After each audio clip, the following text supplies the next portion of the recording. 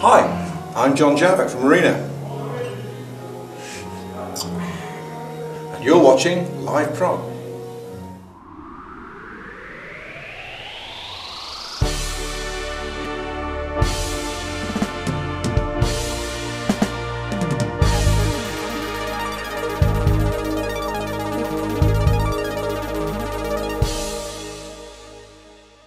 Hello music friends, welcome to a new review here on Live Prog. My name is Marcel Huster. Let me ask you, do you think there still is some really good, decent neo-prog these days? I mean, we see a new generation of musicians coming up and bringing out some really amazing albums, and I'm kind of wondering, do we call that neo-prog as well? Because you know, in my mind you had progressive rock, which started out in the 70s, and then you had in the 80s, 90s, you had neo-prog. So how do we call this whole new generation that is coming up these days? Well, I don't know it, so if you know it, I'd say leave a comment down there and let me know, and maybe we can come up with a whole new name for a new kind of, well, a new wave of progressive musicians. Now for this review I finally get the chance to talk about an album that I have been curious about, and initially, you know, when you see the logo you would think it's some kind of death metal band. I mean, look at the logo, doesn't it look like a death metal logo? But it's not, it's prog. It is this album, Synesthesia. It's a self-titled or titleless album, and as you can see, you know, cool artwork, but you have that logo, and when you go to the Facebook page of the band, there you have sort of phonetic description, how to pronounce it, and I noticed that that pronunciation had the word ace in it. And yes, I agree, this album is definitely ace. It is a very good album, I really enjoyed listening to it. It surprised me in several ways. In some ways it didn't surprise me. I mean, one of the things I knew in advance is that this band is the brainchild of Adam Warne. And he got in touch with Michael Holmes from IQ, and Michael Holmes kind of took him under his wing. He produced the album, he even contributed to the album in playing on it. And it was also released on the, well, I don't know if you can see it, but it's down here, the Giant Electric P logo. Giant Electric P, I still love that name, but that is the label of, well, IQ, but also a lot of other musicians.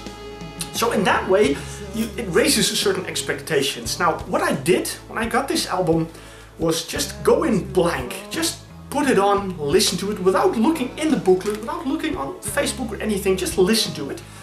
And the first thing I thought was, wow, that first track takes up a long time. Or is it the second track? Or no, it's the first track. Alright then. Well, alright, I'm allowed to look at the back. Oh my god, 22 minutes!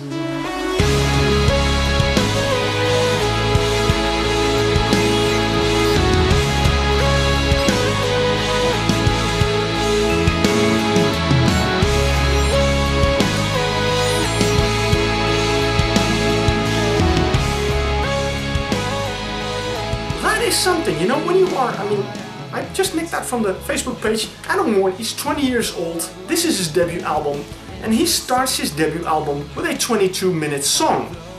Now, I think that is very brave, but he pulls it off because that song is really brilliant. I was listening to it and I was like, alright, I really enjoyed it, and I was kind of happy that it would kept on going for so long. So I thought, okay, and when you listen to it in the way it was built up, there is so much in it, and I have to be honest, I did hear some influences of other bands here and there. Mainly Jadis. I was kind of surprised, although in a way I thought, you know, Jadis has been very closely related to IQ. I mean, Martin Orford has been a part of the band. They also released all their albums on the Giant Electric P label, so I thought, might that be a reason why? I don't know, but on the Facebook page, the band states as influences bands like Frost, like Porcupine Tree, like Muse, and the more modern sounding, but still progressive bands. So that was a big surprise for me, but on this album, Adam Warne basically does everything himself. I'll tell you a little bit more about who's doing what, because there's a few people joining him on it, but he is basically doing this, and he's also the vocalist on the album, and I was surprised how much he sounds like Gary Chandler from Jadis. But fortunately it's not the annoying influence you hear, but I also hear little bits of, I even hear hints of Kraftwerk, I hear hints of Focus on it, hints of Marillion here and there. But again, never annoying and just, you know, nice hints, you know, just this moment when you listen to a song and you say, oh, hey, that sounds a bit familiar. And it was nicely woven into the music. And I gotta say, I think, especially if I would only judge this on the first track, I'd say he's a fantastic songwriter, because he really knows how to write a 22-minute song that doesn't seem like a 22-minute song, because you just enjoy the music, you know, and when you look at the time you realize, you know, a lot of time has passed. The rest of the album is shorter. There are in total 7 tracks on it, so we have, after that 22-minute track, we have 6 others. 2 of them are instrumentals. Numenon, there's a clip on YouTube where you can see the band playing that song, which is kind of nice, and Technology Killed the Kids. And I was kind of hoping that that track was a vocal one, because that idea reminded me a little bit of, for example, what Porcupine Tree did with Fear of a Blank Planet. That kind of influence idea behind the music. I had a feeling, I was hoping a little bit that that would reflect in this as well, but it's an instrumental song, so I don't know. I think so. I mean, especially, you know, there's a little bit of an inspiration, so maybe it is. And the last track also, you know, put me, and as I said, you know, I go in blank, so I don't read anything, and I look at track number 7 and it says, Life's What You Make of It. Well, who do you think of when you hear that track, Life's What You Make of It? Of course, I thought, you know, oh, they're doing a Talk Talk cover. Well, you know, no shame in there, you know, it's a debut album, and, well, you know, maybe you want to do a take on that song, but when I started listening to it, it's like, nah, this doesn't sound like Talk Talk, this sounds different, this sounds like a Synesthesia song, and that's what it is, you know, it's one of the longer tracks, it is about 7 minutes, and I gotta say again, you know, a very nice track, showing again the great musicianship and songwriting skills of Adam Warne. As I live my life, I tell myself to let go of the little things that should have gone a long, long time ago. I'm better now, I'm happy now, passing through the paths that flow. Yeah. I mentioned Michael Holmes, he produced the album. Rob Aubrey also played a part in, you know, the technical side of this album, so sound quality wise, absolutely fantastic, and I wouldn't have expected anything else. But alright, let's take out the booklet. It doesn't want to come out. That's the problem. Just have to... there we have it. It's out. There we have it again. The artwork and the logo. I have to mention something about that, but I have to look up, and oh, here we have Adam Warne, by the way, the man who made all this album, well, happen, sort of. The artwork, this artwork, I think it's really nice. I mean, there is some artwork inside, but that's not a good example.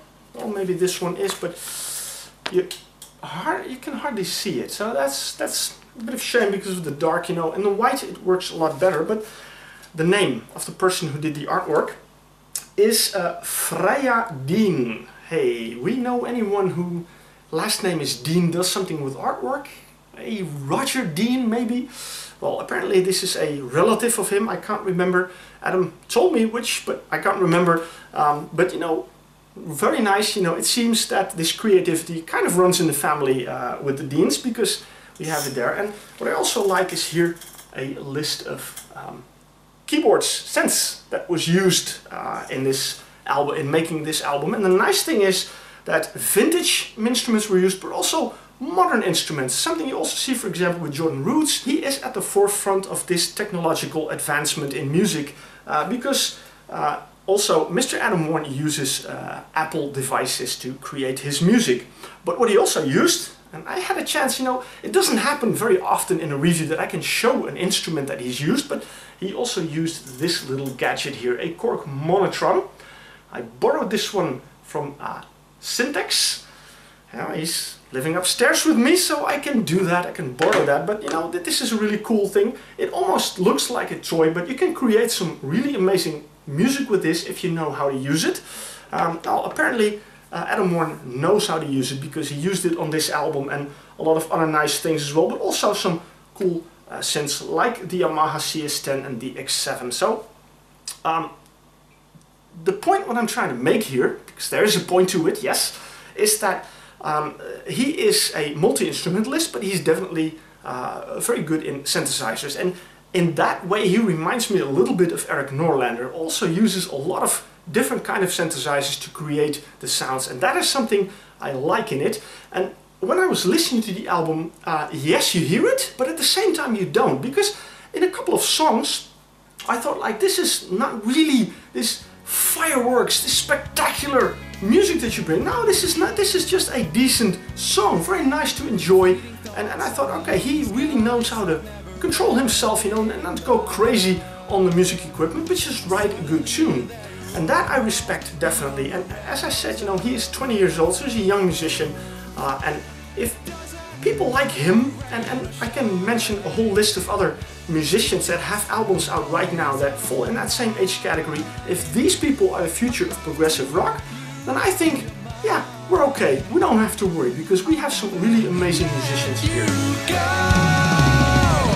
and now the only wish I want is finally true.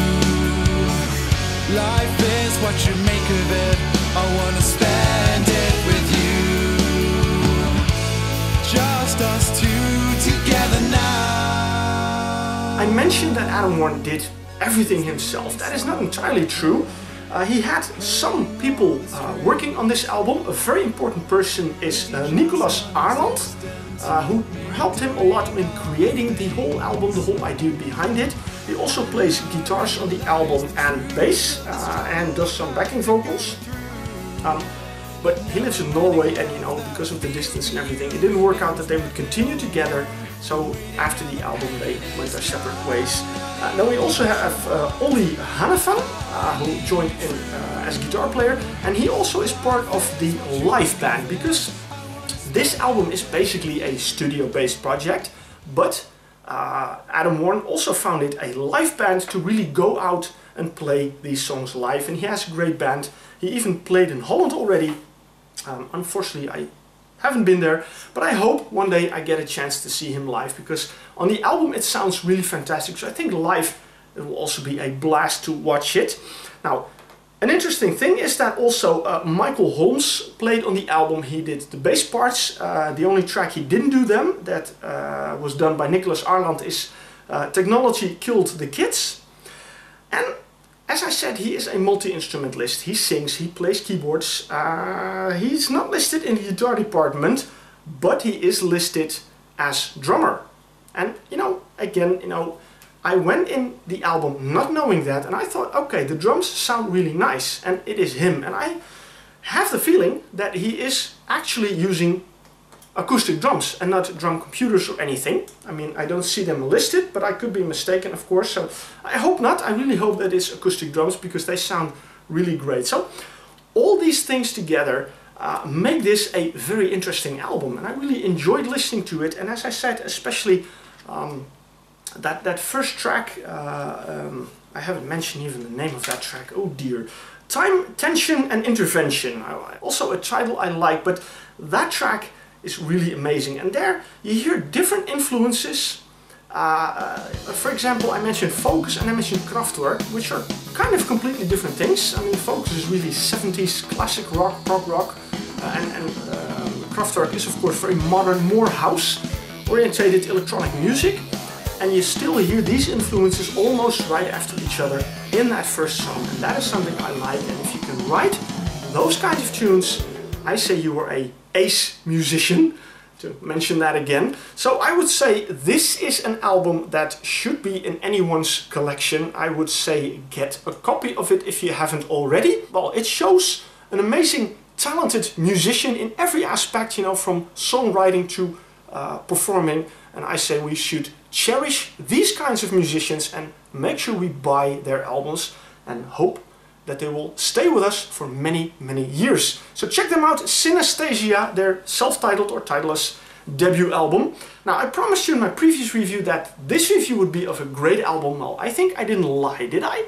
I love this album very much, so as I said, check it out. Now, thank you again for watching. I'm gonna dive in my collection and see if I can find another great album for you guys to review next time.